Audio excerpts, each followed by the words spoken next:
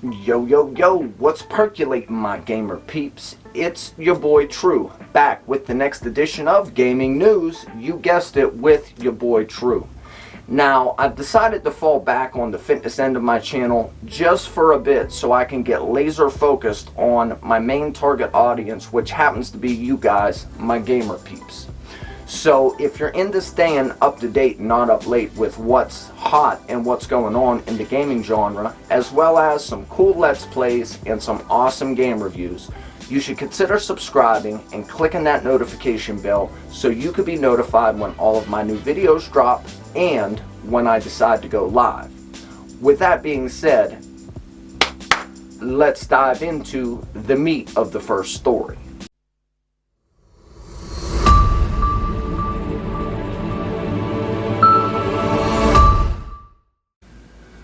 Surprise, surprise, surprise! PlayStation released an unexpected update, and you can download a free PlayStation console game bonus this weekend. The PlayStation Store has been updated with new PlayStation 4 games and demos this week with lots to choose from. Added earlier this week, PlayStation 4 gamers can download the new Battle Chef Brigade Deluxe demo. This game has been available for purchase on the PlayStation Store for the past year, but the demo is a great way to try out the game so you can decide whether or not you want to buy it. The game was developed by Trinket Studios and published by Adult Swim and draws from a few different genres. The demo is less than a 1 GB download, so it won't be too strenuous on the regular PlayStation 4 user to download. Described as both a button-bashing brawler and brain-teasing puzzle game, Battle Chef is a side-scroller mixed with combat and culinary puzzles. The official game description states the game is set in Victuzia, if I'm pronouncing that right, where members of the Battle Chef Brigade are revered for their ability to skillfully take down monsters and chef those chumpies up into a delicious meal, fit for a king.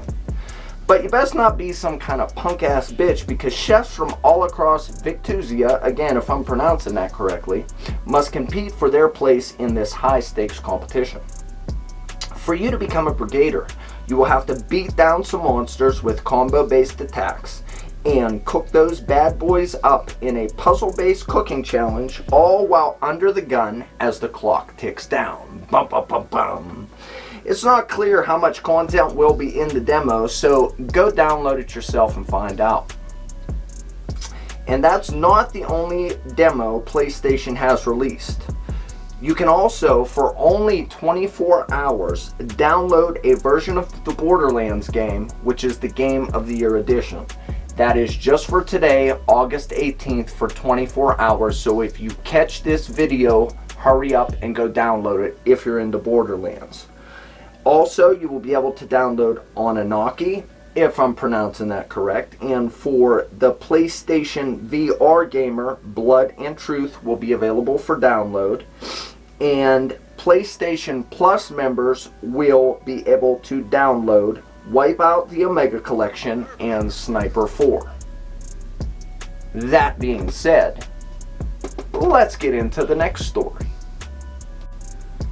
And the next story we are going to talk about here on Gaming News with your boy True is involving Nintendo. And the story happens to be that Nintendo denies reports of trade-in program for new upgraded Switch models. Earlier this week, it was plastered all over gaming news sites, and I'm sure a lot of you seen it, that Nintendo was offering an exchange program for people who purchased their Switch after July 17th. When a new model with improved battery life was announced, and this was said to be for free. However, yesterday the company says that these reports are untrue. In a statement to The Verge, a Nintendo spokesperson explained, and I quote, "We do not have a Switch exchange program. We always want players to enjoy their Nintendo Switch systems, and if anything ever gets in the way of that, we encourage them to visit our customer support website or contact our consumer support team." It has been stated that the new model has between 4.5 to 9 hours of battery life versus the older model, which only has 2.5 to 6.5 hour range in the battery life. But the two devices look absolutely identical. Nintendo will be launching yet another version on September 20th of the Switch called the Switch Lite, which will be pretty much focused just for mobile gameplay. And with that being said, let's get into the next story. Now, these next two stories are near and dear to my heart because they are on two of my absolute favorite games that I've ever played. So, without further ado, the next story is concerning the lead producer of Dragon Age 4. And it says here that Dragon Age 4 lead producer leaves BioWare. Yesterday, lead producer on Dragon Age 4, Fernando Milo, left BioWare, a company he has been with for the past 12 years. This comes only 2 days after fellow lead producer Ben Irving left BioWare as well.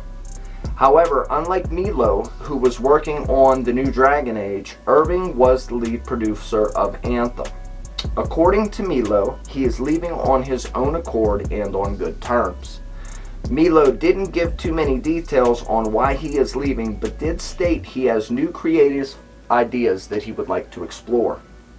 News of the departure came by way of Milo's personal Twitter account, which is at Disco Babalu. So if you want to check out the news of him leaving and what he had to say about it, go check out his Twitter at Disco Babalu. And on to the next story.